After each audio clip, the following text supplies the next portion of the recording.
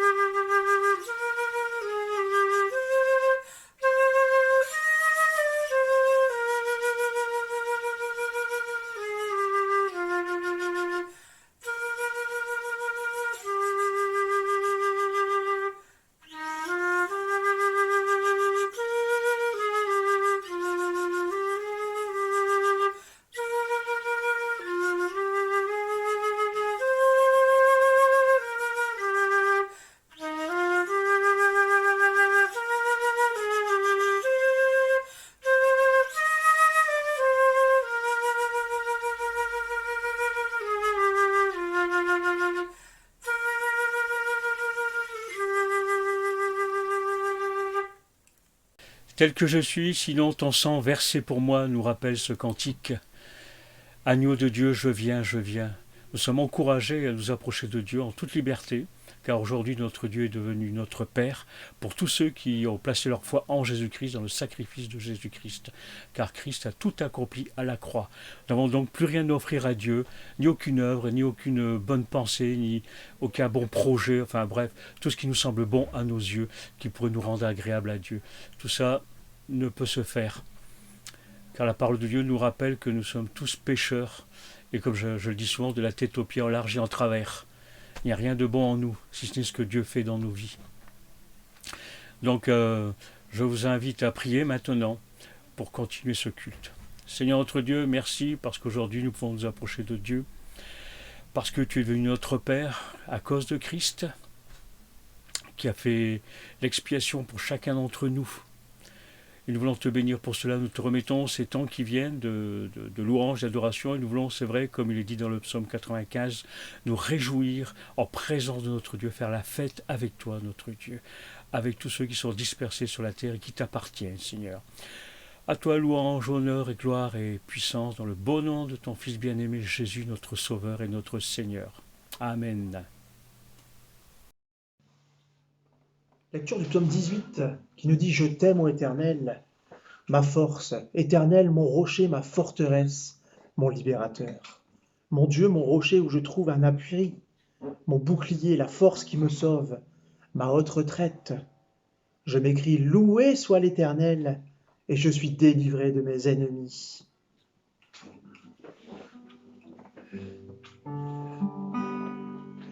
Un chant s'élève, mes yeux se tournent vers toi, se tournent vers toi. L'espoir renaît, les cœurs soupirent après toi. Oui, après toi. En te voyant, nous recevons la force de vivre. Quand nous sommes en ta présence, nos craintes fuient, elles s'enfuient. Hosanna, Hosanna, tu es le roi, le sauveur, à toi la gloire et l'honneur. Hosanna, Hosanna, nous t'accueillons parmi nous, sois le bienvenu ô Jésus. Entends le son des cœurs qui reviennent à toi, reviennent à toi. Dans ton royaume, les vies brisées sont restaurées, oui, restaurées. En te voyant, nous retrouvons la force de vie. Quand nous sommes dans ta présence, nos craintes fuient, elles s'enfuient. Hosanna, Hosanna, tu es le roi, le sauveur, à toi la gloire et l'honneur. Hosanna, Hosanna, nous t'accueillons parmi nous, sois le bienvenu ô Jésus.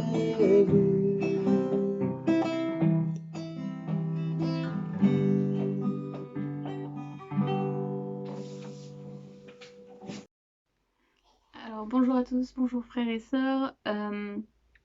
J'ai un chant de louange pour le moment de la Sainte Seine. Moment que, comme vous le savez, on ne peut pas faire pour l'instant. J'espère qu'on pourra bientôt le faire, mais en tout cas on peut le faire chez nous, on peut prier chez nous, on peut le louer, on peut le remercier, on peut surtout se rappeler de ce qu'il a fait pour nous. Ce chant dit « Il a donné ses deux mains pour moi, attaché là-bas sur une croix. Alors qu'il était dans le jardin, ils sont venus pour l'arrêter.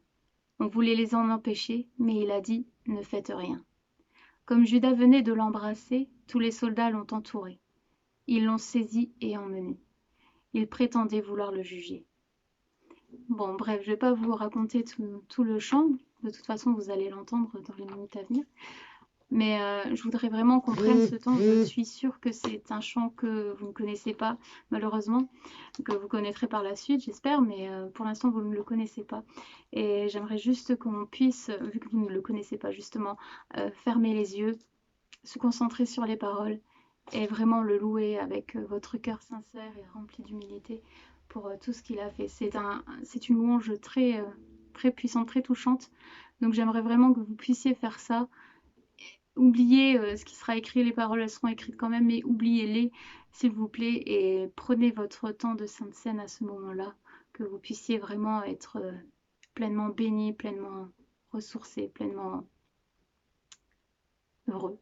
Heureux en sa parole, heureux en lui, heureux en ce qu'il nous offre. Voilà, en ce qu'il a fait pour nous, c'est quelque chose de merveilleux, c'est quelque chose qu'on ne peut pas oublier, c'est quelque chose qu'on ne peut pas comprendre, mais qu'on accepte. Je vous remercie à tous, passez un bon moment.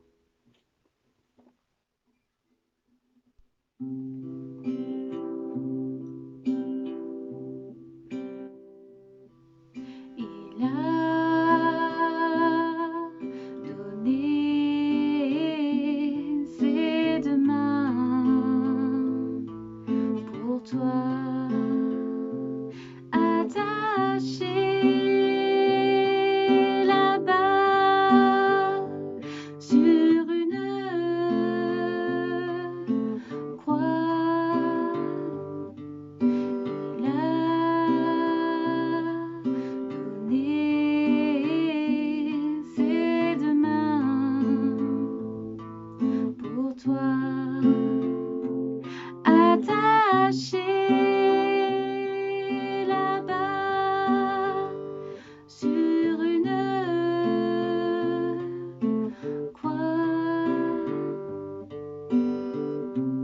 Alors qu'il était dans le jardin, ils sont venus pour l'arrêter. On voulait les en empêcher, mais elle a dit, ne faites rien. Comme Judas venait de l'embrasser,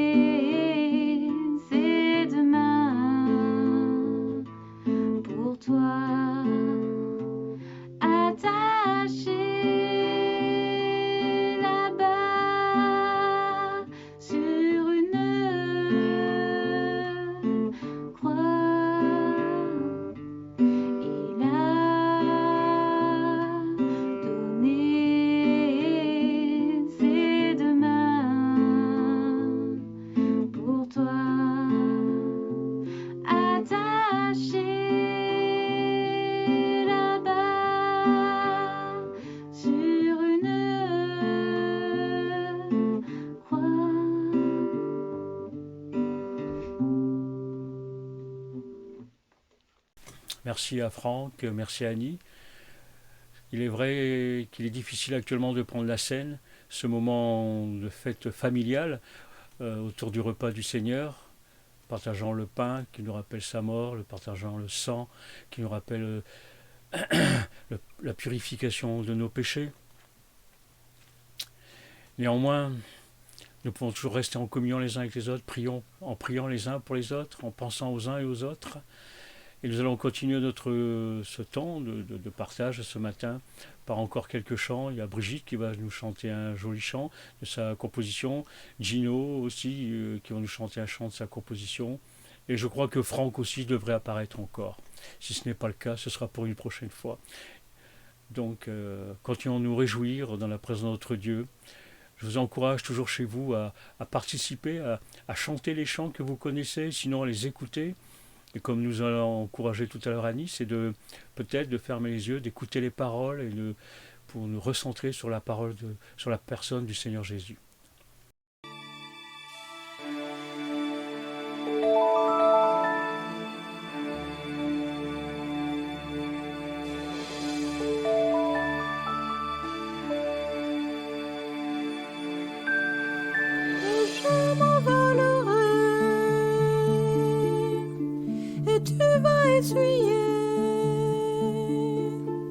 Les larmes de nos yeux, mon Dieu. Il n'y aura plus de pleurs, de cris et de douleur.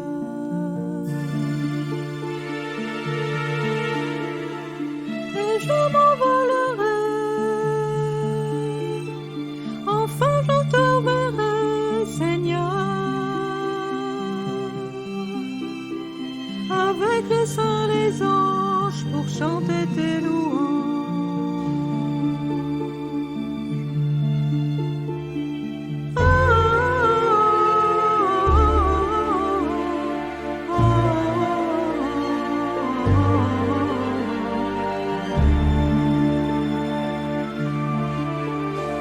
Et je m'envolerai,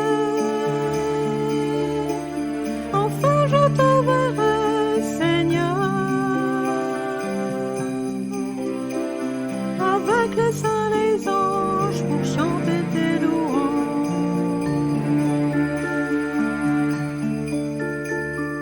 Tu as mis devant moi une porte ouverte que personne ne peut refermer jamais, et je m'envolerai. Enfin je te verrai, Seigneur, avec les saints, les anges, pour chanter tes louanges.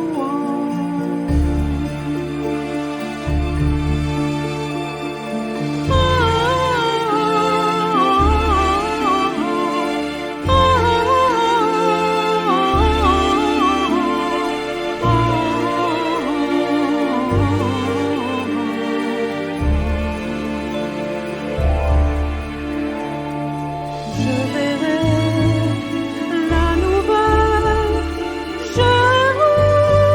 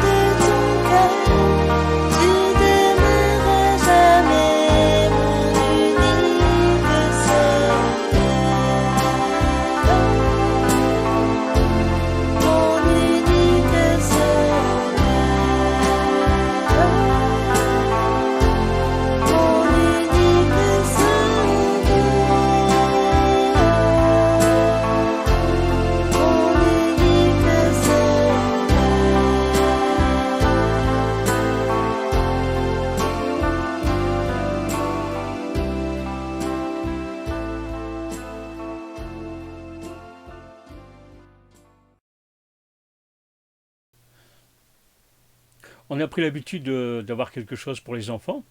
Donc là, il y a une surprise. Et attention, c'est une surprise surprenante. Et après cette surprise surprenante, nous aurons l'occasion d'entendre Julia dans un chant. Un homme avait 2 fils.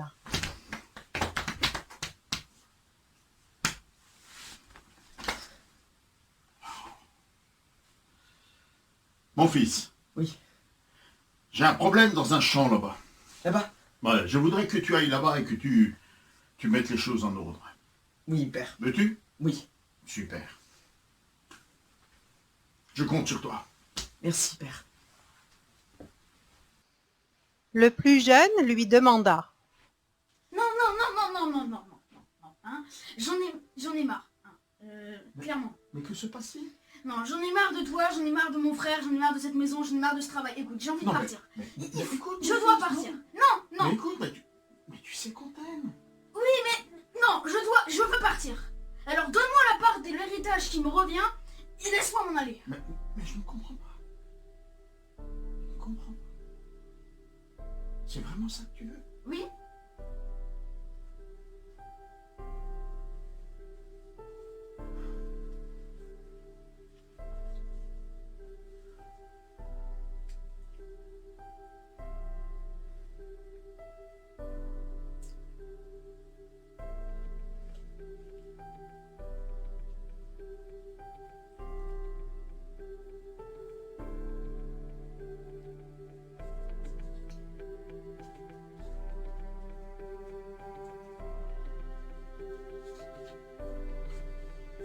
Quelques jours plus tard, le cadet vendit Merci. tout ce qu'il avait reçu et s'en alla dans un pays lointain. Je vais bien m'éclater. Allez, Là, en route. il gaspilla sa fortune en menant grande vie. Quand il eut tout dépensé, il commença à manquer du nécessaire. Alors, il alla se faire embaucher par l'un des propriétaires de la Je suis contrée. affamée. Si seulement je pouvais retourner chez mon père.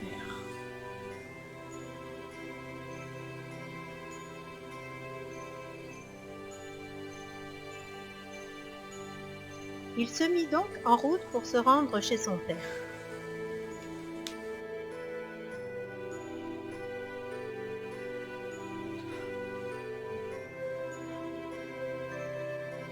Mon fils, où es-tu? Où es-tu, mon garçon?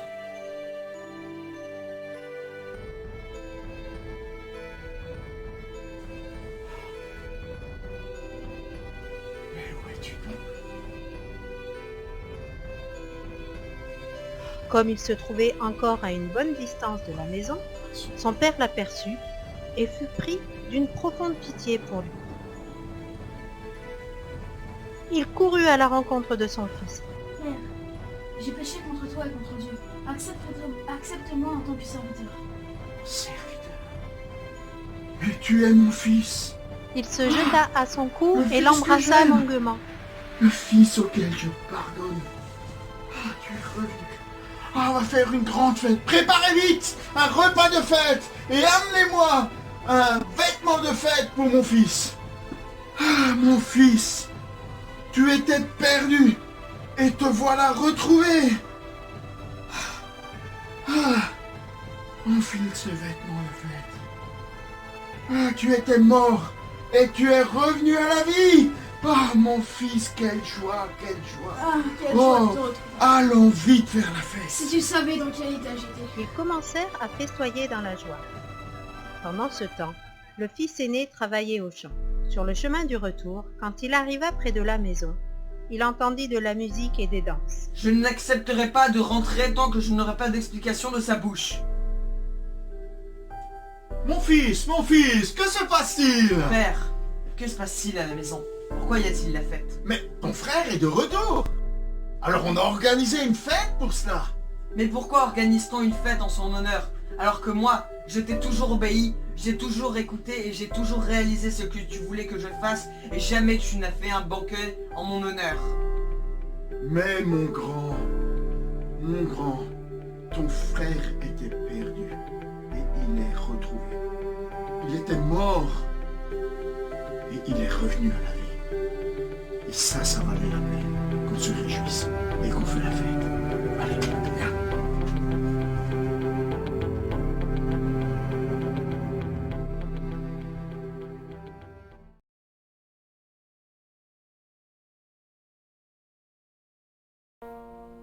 Attire-moi à toi.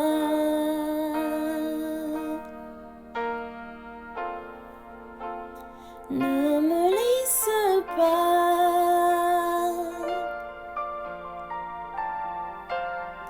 Je veux tout abandonner et restaurer notre amitié. Tu es mon désir.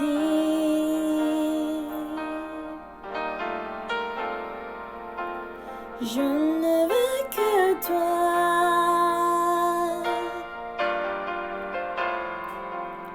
Car rien ne peut te remplacer. Dans tes bras je suis rassurée.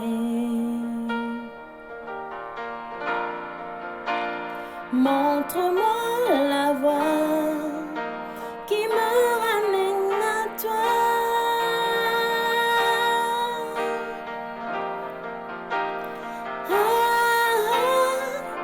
Tu es tout pour moi.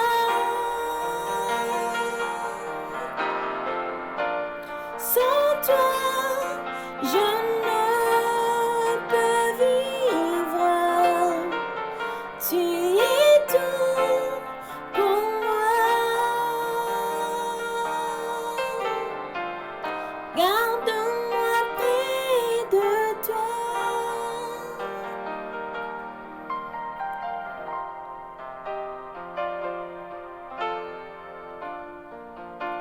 Attire-moi à toi.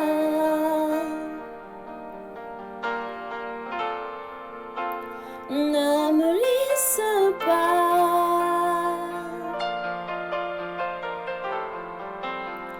Je vais tout abandonner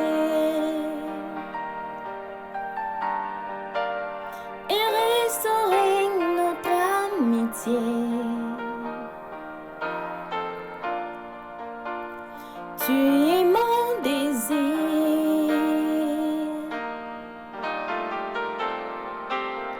Je ne veux que toi.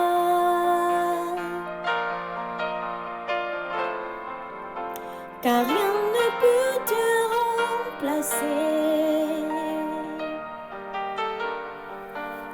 Dans tes bras je suis rassurée. Montre-moi la voie qui me ramène à toi.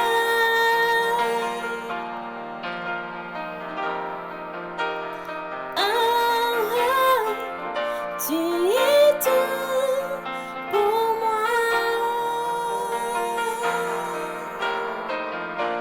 Sans toi, je ne peux vivre. Tu es tout pour moi. Garde-moi près de toi.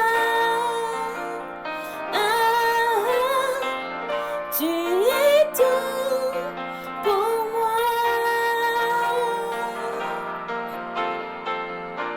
Sans toi, je ne peux vivre. Tu es tout pour moi. Garde-moi près de toi. Garde-moi près de toi. Garde-moi près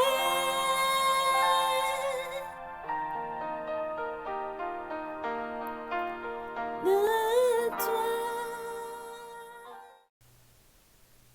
Maintenant, Denis va nous conduire dans une méditation sur la série des Je suis. Aujourd'hui, c'est « Je suis le chemin, la vérité et la vie ». Prions pour la parole de Dieu. Seigneur notre Dieu, nous te remettons la proclamation de ta parole, afin que ta parole touche nos cœurs, que ta parole, par l'action de ton esprit, bouleverse et transforme nos vies, Seigneur, et nous rende semblables à Christ, afin qu'aussi nous connaissions mieux qui est Christ dans toute sa plénitude, dans le beau nom de Jésus. Amen. Donc, place à la parole. Chers frères et sœurs, bonjour. Bonjour pour ce énième dimanche confiné, un peu particulier, mais nous sommes en esprit, ensemble, pour la grâce de Dieu, par la grâce de Dieu, pardon. Je voulais ce matin, avec vous, avoir un partage sur ce thème des « Je suis » de Jésus. Jésus qui, à un moment donné, dit « Je suis le chemin, la vérité, la vie ». Eh bien, cette déclaration, nous la trouvons dans ce passage des Écritures de l'Évangile de Jean, au chapitre 14 et au verset 6. Le contexte de ce passage qui nous est rapporté est celui qui se situe entre le repas de la Pâque et avant d'être arrêté pour comparaître devant le gouverneur du moment qui était Ponce Pilate, et devant le Sanhédrin, et devant Caïphe qui était le grand prêtre aussi du moment. Lisons ensemble, si vous voulez bien, ce passage de Jean, et on commencera à le lire à partir du chapitre 13, verset 31, et nous irons jusqu'au chapitre 14, verset 11. Voilà, je vous laisse un peu de temps.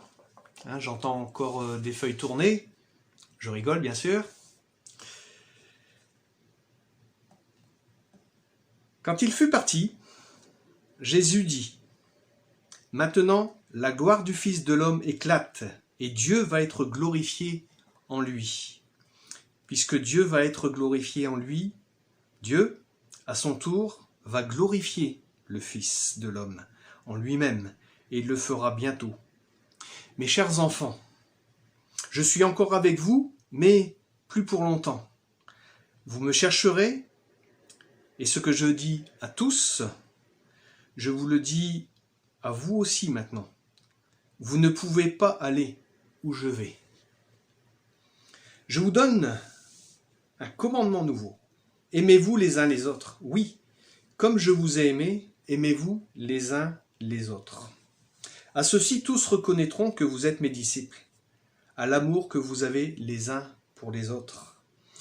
Simon-Pierre lui demanda « Mais Seigneur, où vas-tu » Jésus lui répondit « Tu ne peux pas me suivre maintenant là où je vais, mais plus tard, tu me suivras. » Mais Pierre reprit « Et pourquoi donc, Seigneur, ne puis-je pas te suivre dès maintenant ? Je suis prêt à te donner ma vie, à donner ma vie pour toi. » « Tu es prêt à donner ta vie pour moi ?» répondit Jésus. « Oui, vraiment, je te l'assure, avant que le coq se mette à chanter, tu m'auras renié 3 fois. » Jésus dit « Que votre cœur ne se trouble pas, ayez foi en Dieu, ayez aussi foi en moi. Dans la maison de mon Père, il y a beaucoup de demeures. Si ce n'était pas vrai, je vous l'aurais dit. En effet, je vais vous préparer une place. Lorsque je vous aurai préparé une place, je reviendrai et je vous prendrai avec moi afin que vous soyez, vous aussi, là où je suis. Mais vous en connaissez le chemin. Thomas lui dit, « Seigneur, nous ne savons même pas où tu vas. Comment pourrions-nous savoir par quel chemin on y parvient ?»« Je suis, moi, le chemin, répondit Jésus, la vérité et la vie. Personne ne va au Père sans passer par moi. Si vous me connaissez, vous connaîtrez aussi mon Père. Et maintenant, déjà vous le connaissez. Vous l'avez même vu. » Philippe intervint. « Seigneur, montre-nous le Père, et cela nous suffit. » « Et quoi ?» lui répondit Jésus. « Après le temps que j'ai passé avec vous, tu ne m'as pas encore connu, Philippe. Celui qui m'a vu a vu le Père. Comment peux-tu dire « Montre-nous le Père » ? Ne crois-tu pas que je suis dans le Père et que le Père est en moi ? Ce que je vous dis, je ne le dis pas de moi-même. Le Père demeure en moi, et c'est lui qui accomplit ainsi ses propres œuvres. Croyez en moi, croyez-moi, je suis dans le Père, et le Père est en moi. Sinon, croyez au moins à cause des œuvres que vous m'avez vu accomplir. Vraiment, je vous l'assure, celui qui croit en moi accomplira les œuvres que je fais. Il en fera même de plus grandes parce que je vais au Père. Et quoi que ce soit que vous demandiez en mon nom, je le réaliserai pour que la gloire du Père soit manifestée par le Fils. Je le répète, si vous me demandez quelque chose en mon nom, je le ferai. Voilà ce passage pour cadrer ce partage de ce matin. Premièrement, on peut se dire que Jésus a ouvert un chemin, le chemin vers Dieu, au travers de son sacrifice à la croix. Et comme nous l'avons lu, il le déclare lui-même, « Personne ne va au Père sans passer par moi ». Deuxièmement, Jésus est le vrai chemin de la vie.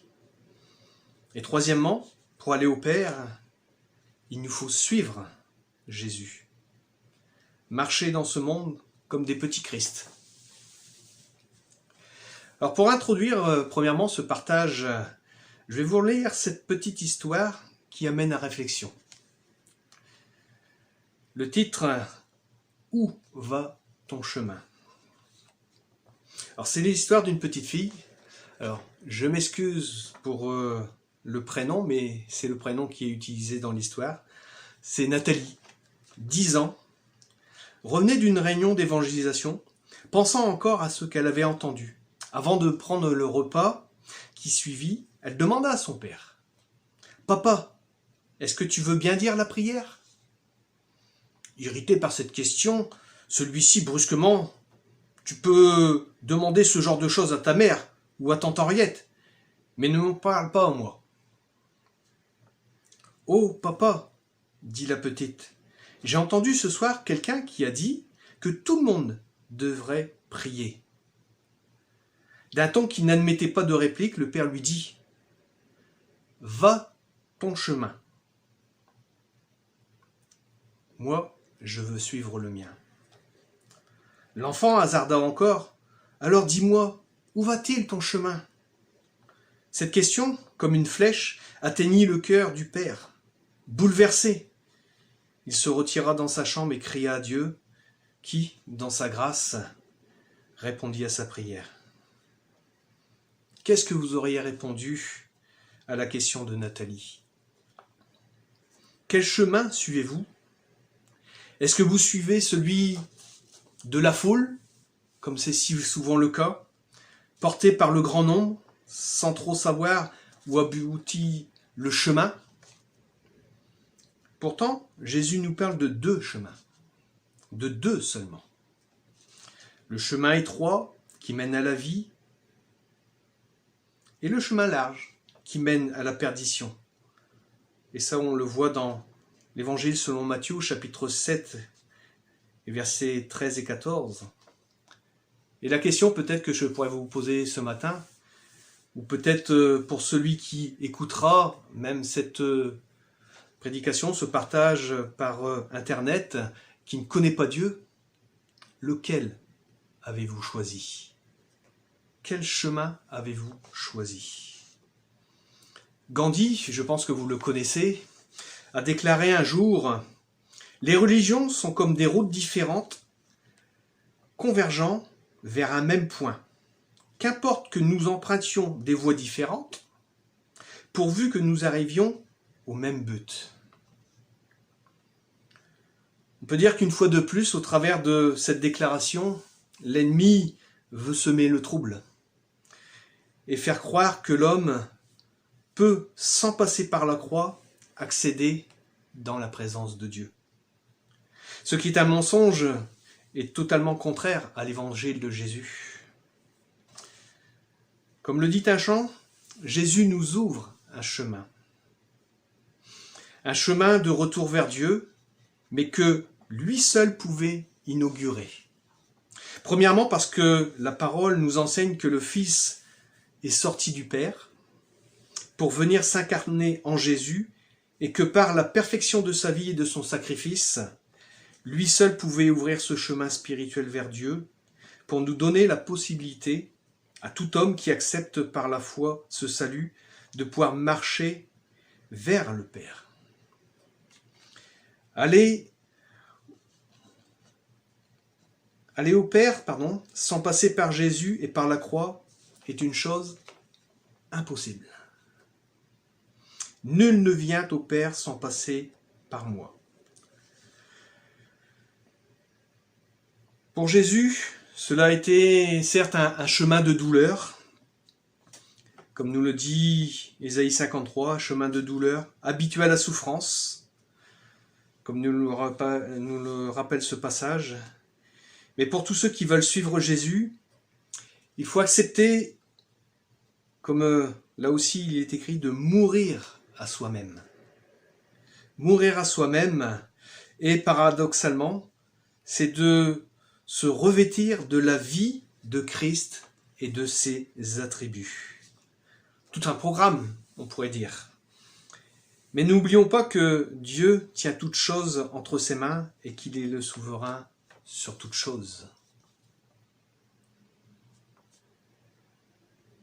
En Jésus seul est la vraie vie. La bénédiction de Dieu quand on revient à lui. Ça sera mon deuxième point. Parce que le vrai chemin, vous pouvez chercher dans ce monde, mais vous ne le trouverez pas, malheureusement.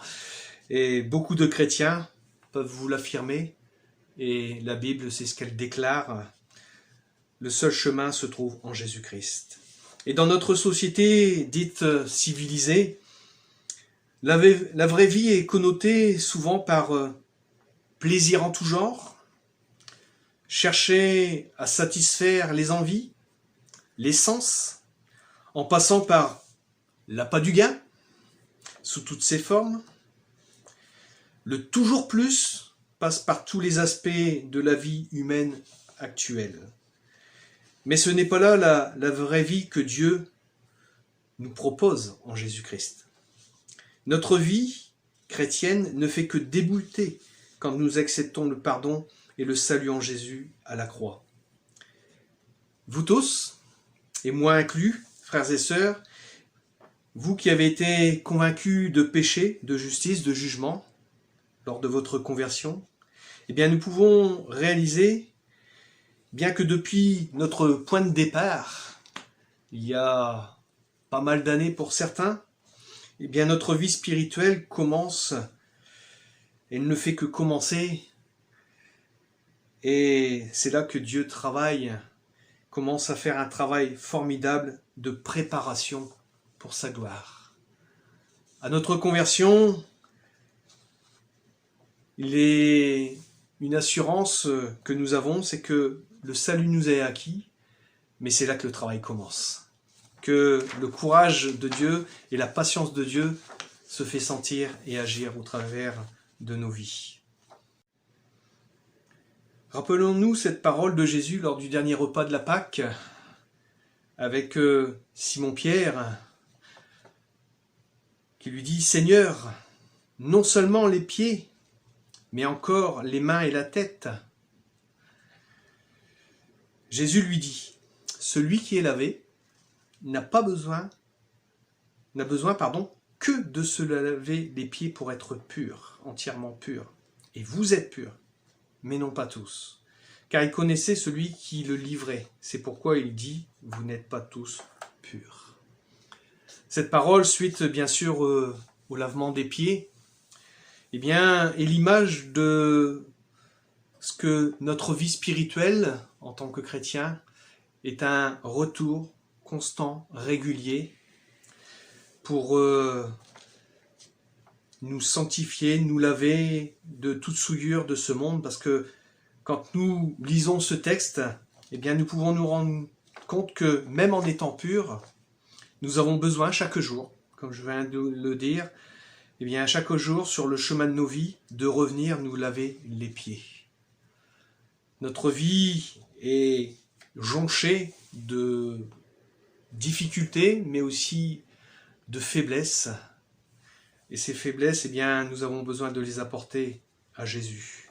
Quoi que nous fassions, quoi que nous disions ou pensions, notre imperfection charnelle, eh bien, nous souille. Dieu va-t-il nous abandonner pour autant? Non. Rappelons-nous comment Jésus a agi après que l'apôtre Pierre l'ait renié 3 fois. L'a-t-il banni? L'a-t-il rejeté? Excommunié? Non, loin de là. Son pardon lui a été accordé, donné. Dieu connaît le cœur de l'homme. Il connaît ton cœur, il connaît mon cœur. Il sait, il connaît, il sait de quoi nous sommes faits et il a déjà tout prévu.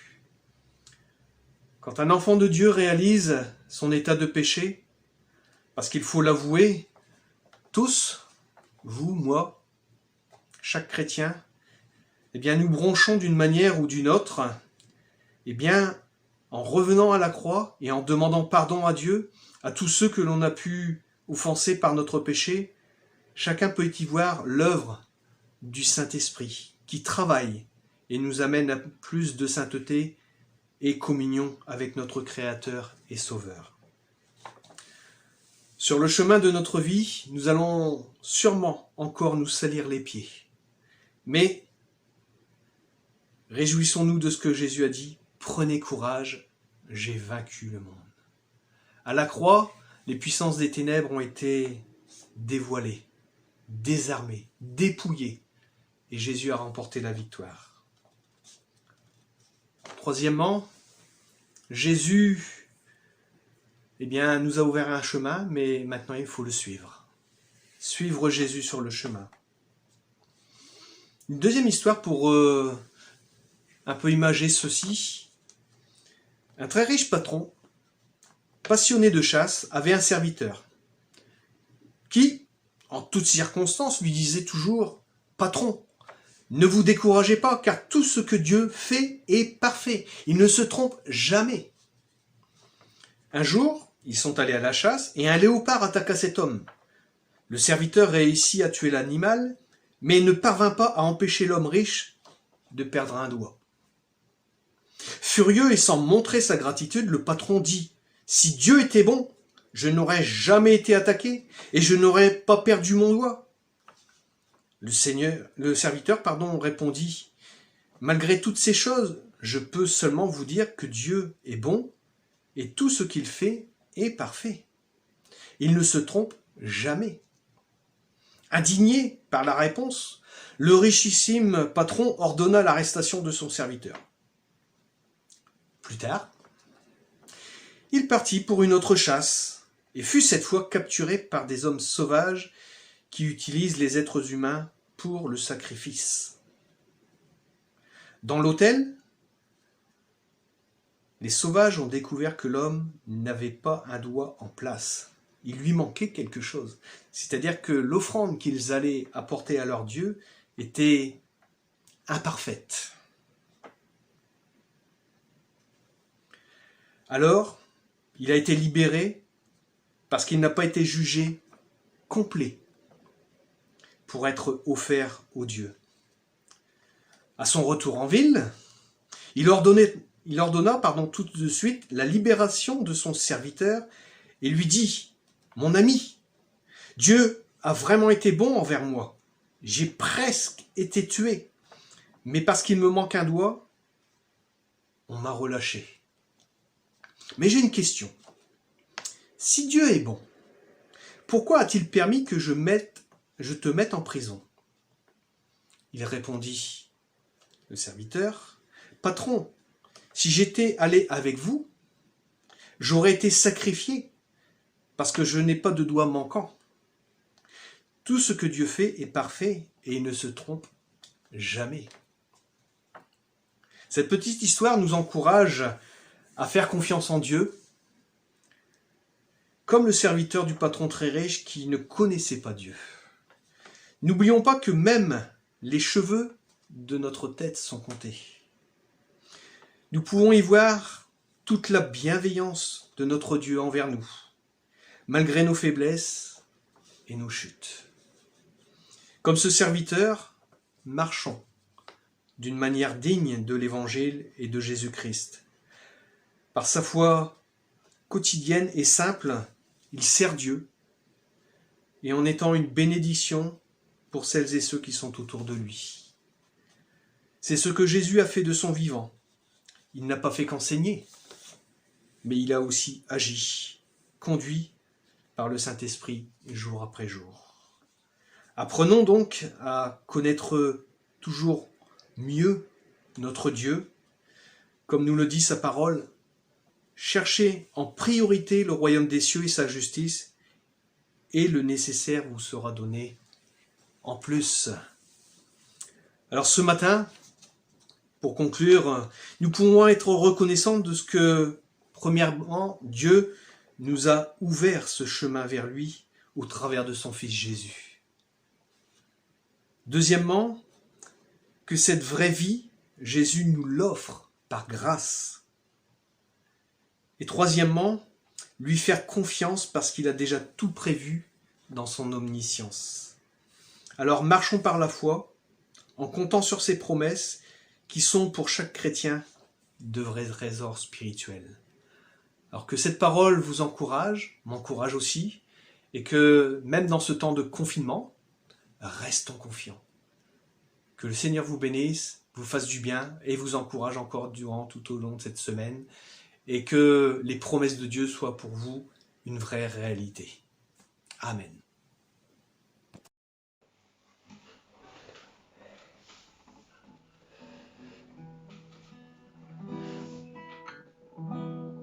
J'étais brisé, vide et sans espoir. Ta grâce m'a trouvé, m'a restauré. Je n'ai rien à moi, mais tel que je suis, tu me libères, tu me libères. Grâce infinie de notre Dieu, qui un jour m'a sauvé.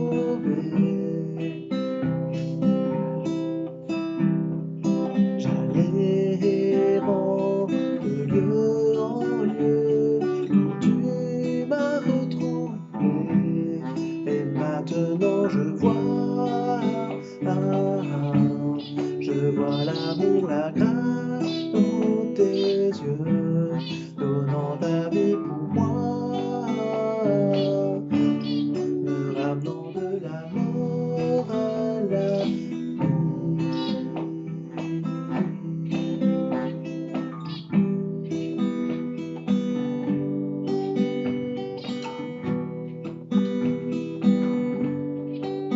Tu prends nos échecs, tu prends nos faiblesses, tu places ton trésor dans des vases d'argile. Prends mon cœur, Père, je veux te servir.